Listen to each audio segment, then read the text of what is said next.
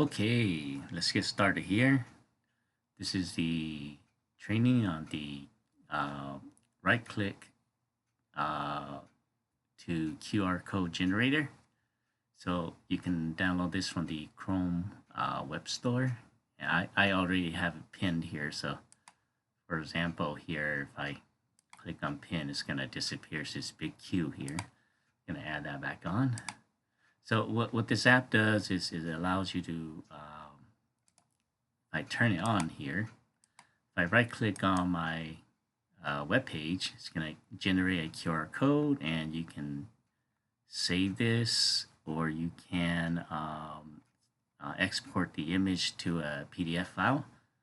So if I do that, it's going to give me a PDF file here, and then I can still click on the link down here. It's going to save the link on the bottom as well.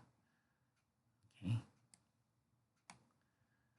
The other thing that you can do with it is if you go on a website with a phone or email, you can, or SMS, you can right click on it and you can use your phone to scan this and make that call. So you don't have to manually type the phone number into your phone, your device anymore.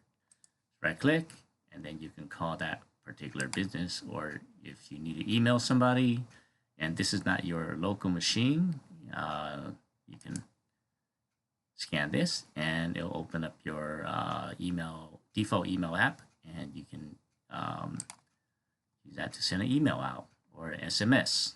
Okay, so that's really what the application does. If you click anywhere on the blank spots on the website, on a particular website, it's going to generate that QR code for you. And if you leave your mouse cursor there, it'll tell you the link to it. So on my website here, you see that it's going to give me that link right there. Save the image if you like. Go straight to your download folder, or you can export it to PDF. And it's going to go right to your download folder, and you can save that as well. Okay, so pretty much you need a link here. Let's say software here.